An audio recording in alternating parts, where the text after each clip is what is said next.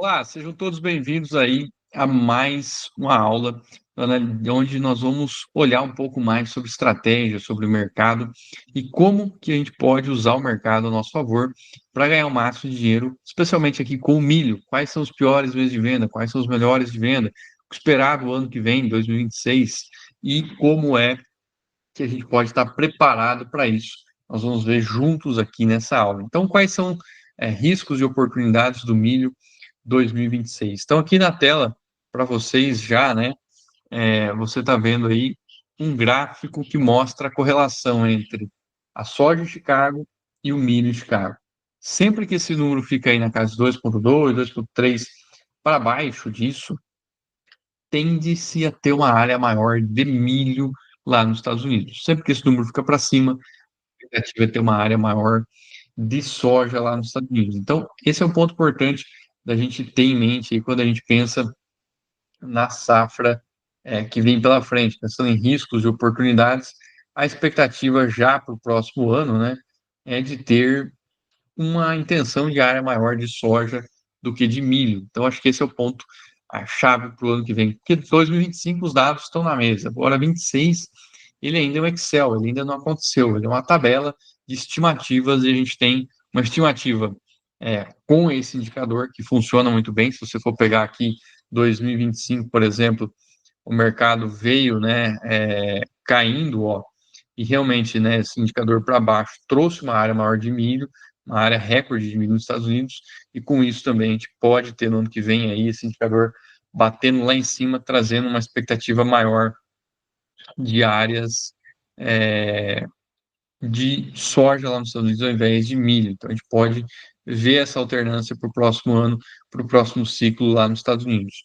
E aqui no Brasil, como que a gente pode estar olhando a safrinha 26? Então, o último relatório trouxe uma possibilidade maior de laninha, né? O bicho feio esse aí, que a gente não gosta, mas ele está se mostrando uma probabilidade maior, próximo de 60%, quando a gente pega aqui os meses de outubro, novembro, dezembro, que é principalmente a janela da soja.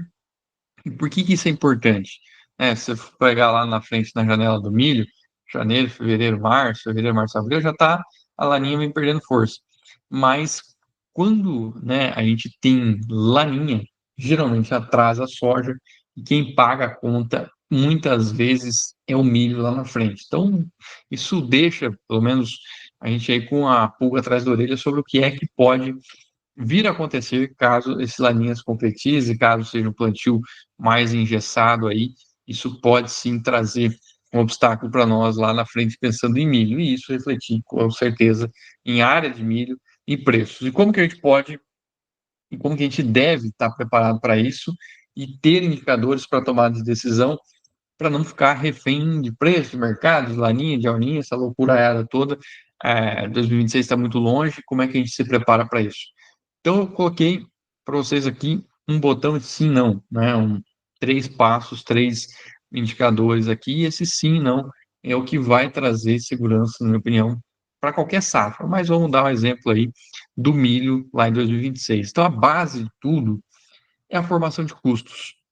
Custos em sacas, né, por hectare, sacas por toneladas, sacas por sacas. Cada um pode ter uma linguagem um pouquinho diferente de cada região, mas é importantíssimo a gente saber quantos sacas a gente paga para ter um custo formado para a próxima safra. E eu faço comparativo que formar custo é tão importante quanto você acertar o plantio. Se você errar o plantio, já foi 50% da safra. Se você errar na hora de formar custo, é mais difícil de recuperar lá na frente. Então, a base para isso, da safra de 2026 ou para qualquer safra, é ter a formação de custos em mente. O segundo passo, né, e um pouco mais importante, é você buscar ter diversificação de vendas. Então, não só vender entre diferentes compradores, indústria, mercado interno, trade, cooperativa, mas também usar o mercado futuro, fazer ferramentas, estratégias para trazer mais segurança para dentro da fazenda e aquele milho que você não pode vender. Que milho, ele é um bichinho mais complicado que a soja ainda. Se corta a chuva, se venta no último dia, se dá ardido no final da classificação. Então, tem vários problemas graves aí no milho que trazem insegurança na hora de fazer venda antecipada. Como que eu protejo disso? Eu tenho que usar o mercado futuro, tenho que fazer diversificação de venda para mim trazer mais segurança em custo e margem, principalmente. E o último pilar aqui, nessa construção, nessa escadinha, é de vender nas altas, ou seja, quais são os melhores meses, quais são os piores meses para mim vender. E eu tenho que lembrar do meu fluxo de caixa. Não adianta eu vender bem e ficar pagando juros para dizer que vende bem. Então a gente tem que buscar unir essas duas coisas, fluxo de caixa e vender aí fora de colheita, saber os melhores meses. Eu vou abrir esses 3 passos aqui com vocês agora, tá? Então, como que eu posso ter esses pilares ou esse botão de sim, não para tomar uma decisão de compra? Isso aqui está baseado em relações de troca à vista para o milho no Mato Grosso. Se eu estou mais perto do porto, isso pode ser mais barato. Se eu estou fazendo isso a prazo, pode ser mais caro, mas tem um indicador. E eu trouxe os principais produtos aqui, mas pode ser que você use um 15-15-15, pode ser que você use outro formulário que não está aqui. Importante você ter seu histórico para tomar a decisão. Semente de milho, qual que é um bom indicador para fechar a relação de troca? 12 a 16 sacas, dependendo da população, dependendo do investimento, se é o milho tem um híbrido de maior potencial, menor potencial, pensando na relação de troca à vista, sacas por saco. Então, eu pago 12 sacos de milho para comprar um saco de semente. Isso é um indicador para tomar a decisão. Não, mas aqui eu sempre faço 10. Beleza, anota, grava, acompanha o mercado, bateu 10, fecha os olhos e faz negócio. Você pode fazer um negócio melhor do que esse, mas nunca faça pior do que esse. Eu acho que essa é a mensagem que eu quero trazer para vocês aqui. Ureia, faz Mato Grosso. Ah, mas eu estou mais no oeste, eu estou mais no vale. Pode mudar um pouco. Eu faço fiado, eu estou no Paraná. Então, esse indicador ele pode sim ter umas variações aqui. Você tem que adequar, principalmente com o custo de frete aqui, você consegue adequar isso aqui para diferentes regiões. Mas o indicador de troca à vista, histórico aí dos últimos 5, 6 anos, é de ureia na casa de 60 a 65 sacos da troca de milho, como um bom indicador. Sulfato, 35, 40 sacos por tonelada, como indicador para tomar decisão. E eu faço um parênteses aqui, que nesse momento o sulfato está muito mais atrativo do que o milho para tomada de posição, para compras. Quem não comprou ainda, a gente está passando por um bom momento quando a gente olha para sulfato. Às vezes, você usa mistura, a mistura vai 15-15-15 ou o próprio 20-0-20, você tem um percentual maior de sulfato e isso pode estar ajudando a conta. Então, você tem o dólar para baixo,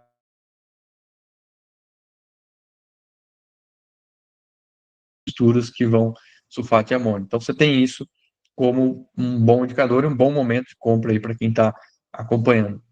No 20-0-20, 50 sacos, base, Mato Grosso, que é um bom número, roda mercado, o produtor toma posição e faz sentido dentro da formação de custo. MAP, 80, 90 sacos. Mas esse ano foi difícil bater isso aí por causa que o MAP ficou bem caro. Agora, é um indicador para quem usa adubação, quem usa fósforo no milho, faz adubação do sistema também e olha essa correlação de conta. E cloreto, na casa de 60, 65 sacas, de novo. Você pode fazer um negócio melhor que esse, mas não pode fazer um pior do que esses aqui, porque esses aqui ainda assim vão fechar a conta para você ter um indicador daquele primeiro pilar que é fechar custo. E aqui eu estou destacando apenas alguns dos insumos aqui, mas também tem químico, tem operacional, tem outros que tem que adaptar com manejo. Se eu faço 2, 3 fungicida, se eu faço, se eu terceirizo mão de obra, como é que isso funciona? Segundo pilar, estratégias de proteção de margens, né? Para mim, proteger preço sem comprometer grão físico. Como é que eu posso fazer uma venda futura sem travar o grão? Tem como fazer isso? Você consegue por meio do mercado futuro, e quando a gente fala de milho é ótimo, porque é base Campinas, já está em reais por saco, então é muito mais simples trabalhar dessa maneira. Se eu compro um seguro de baixa, né, e eu vou dar exemplo aqui, o que aconteceu esse ano. Chegou lá no começo do ano, em março, mais ou menos aí, o clima estava ruim em várias regiões do Médio Sul, né? São Paulo, Paraná, Mato Grosso do Sul, tá um clima meio esquisitão, e o milho subindo de preço. Quando o milho está nas máximas, é onde eu quero fazer proteção de preço. Quando está no topo, ou eu vendo físico ou eu compro put. Esse tem que ser o racional. Então, quando o milho estava lá nas máximas, era um bom momento para a gente estar buscando fazer seguros de baixa. Aqui nas aulas, lá no Instagram, vários locais, a gente veio aí falando isso em fevereiro, março, mais de uma vez aqui, eu tenho certeza disso, está gravado em algum lugar, vocês podem caçar lá. Eu sabia que o milho ia cair de preço? Não, não sabia. Minha bola de cristal ela não tem, não funciona. Mas qual que é o fundamento aqui? Se o milho continuasse subindo, eu ia vender milho físico melhor lá na frente, ia ganhar mais no grão. Como o milho caiu, o físico foi valer menos, mas eu teria ganhado financeiramente ali, praticamente, vou colocar 9, 10 reais por saco, sem pegar o fundo do poço aí, vamos pegar o meio do caminho, teria ganhado uns 9 reais por saco. E isso, mais o milho que eu vendi aqui, eu vou estar tendo uma recuperação. Então, eu tenho milho, por exemplo, de 50 reais, mais um ganho financeiro de 9, eu tenho milho de 59 reais, base, usando diversificação de venda. Para quem que deve usar isso? Quando que deve usar isso? Quando eu não sei se eu vou colher, quando eu tenho uma situação de clima ruim, lá na frente. Se eu não sei nem a área que eu vou plantar, então milho, às vezes, a gente varia mais a área, né? Então isso traz uma insegurança maior de ficar fazendo contrato antecipadamente.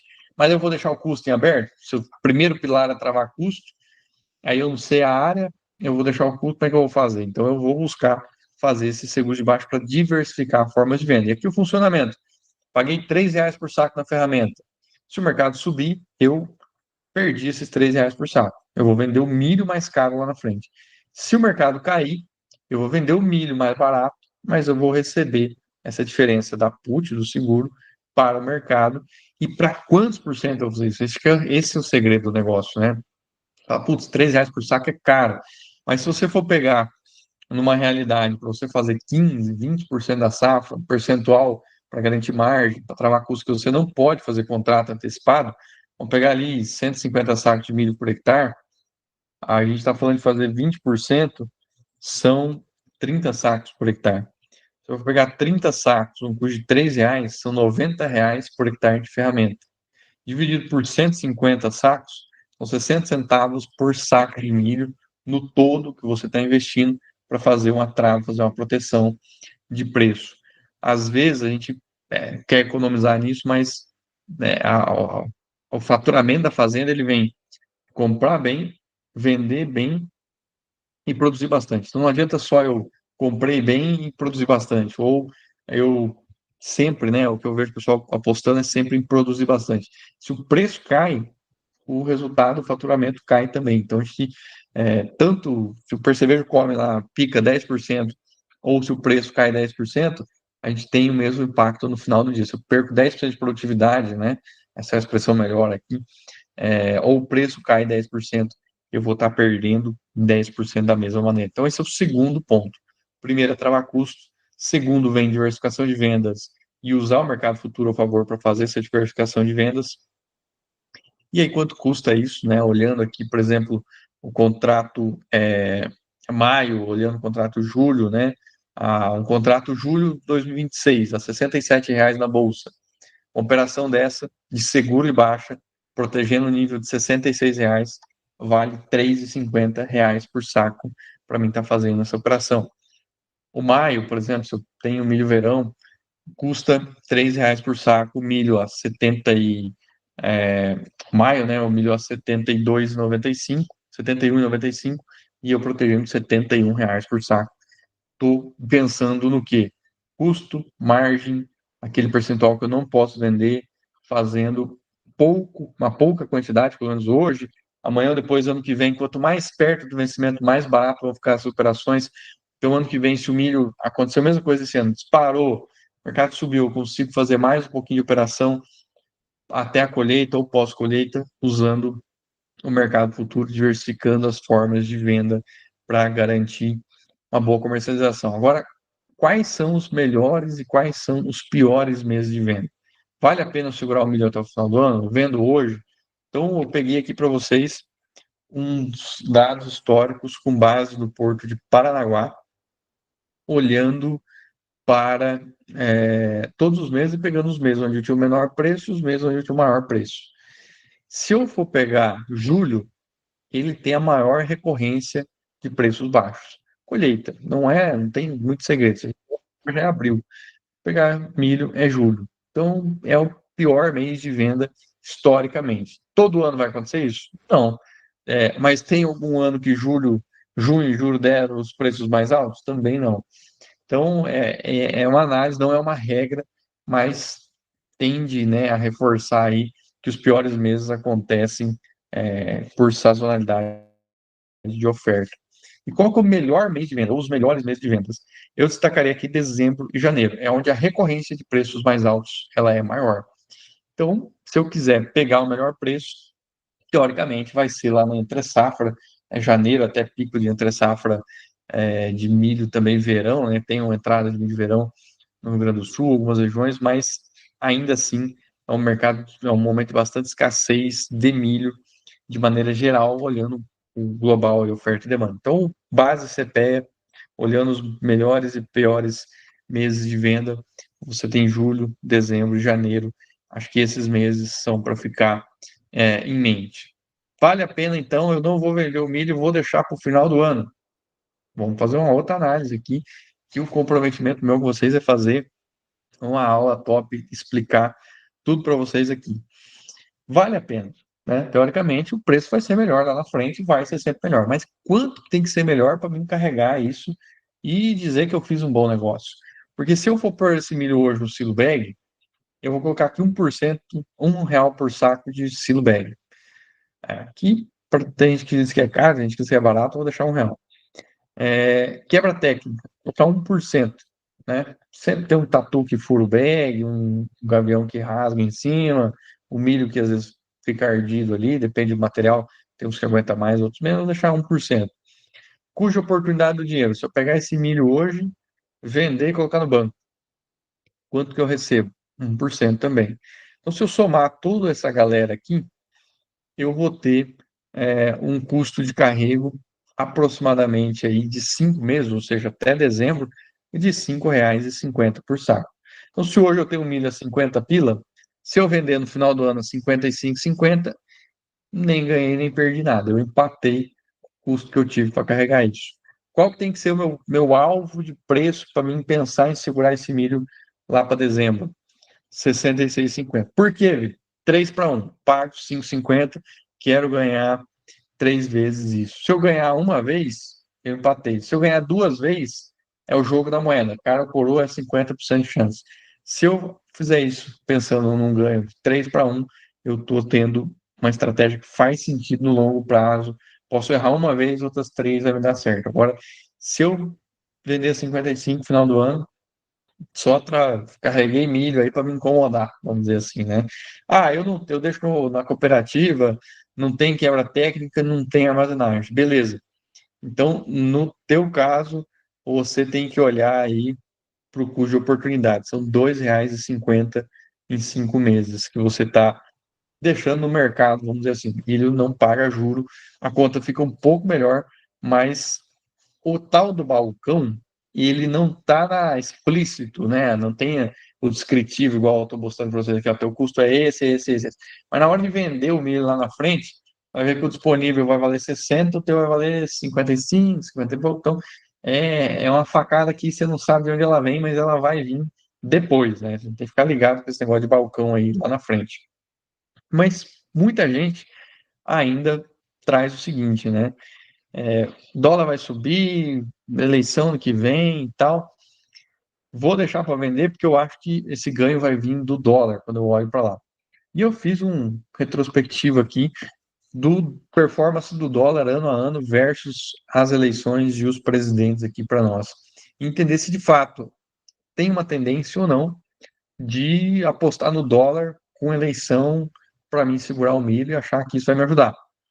Se você pegar 2002, primeira vez que o Lula ganhou a eleição, o dólar subiu 60%, porque ele estava fazendo um monte de ameaça, um discurso extremamente pesado, e o mercado ficou com medo disso e sacou os dólares do Brasil. Ele ganhou, colocou colocou o Henrique Meirelles lá como ministro, não fez tudo que queria, não fez tudo que falou que ia fazer, o dólar até caiu no primeiro mandato do Lula. Ele pegou em 3 e pouquinho, devolveu em 1,80 alguma coisa.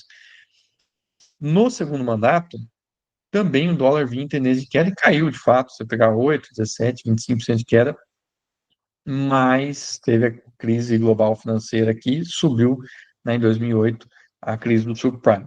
Depois veio essa anta da Dilma e o dólar subiu todos os anos.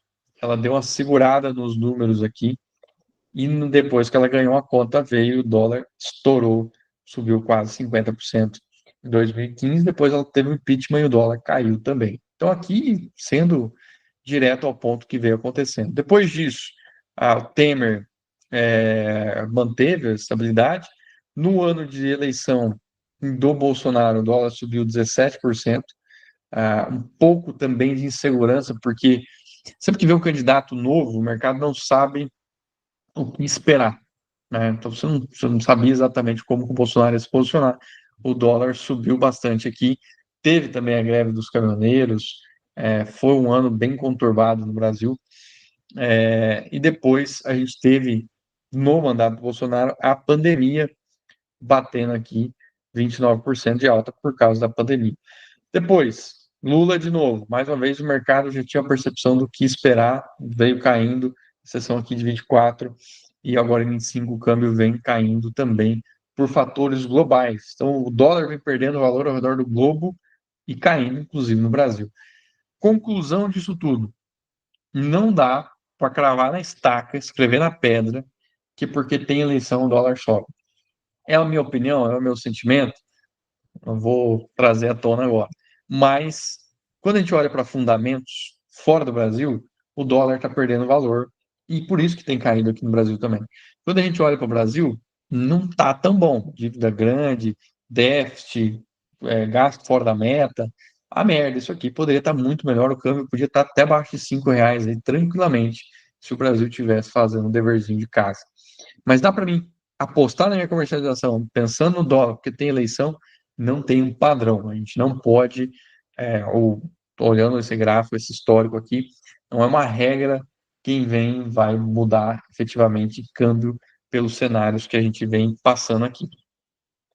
Dúvidas aí, perguntas? Renato, Roberto,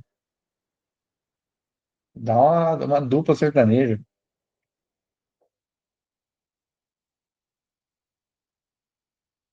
Pessoal, vou pedir aí depois se inscreverem no canal também, seguirem lá no Instagram, @VictorCaso, a gente está sempre fazendo conteúdo lá também, porque a gente está com o objetivo de sempre trazer mais informação e mais conteúdo produtor com dado, com fundamento, com estatística, com gráfico, com coisa que faz sentido, não é promessa de foguete, são coisas bem pé no chão aí, para no dia a dia ajudar o produtor rural a ganhar o máximo de dinheiro com soja e milho, explorando estratégia, fundamento, oportunidades e sempre trazendo para vocês esses conteúdos aqui toda semana.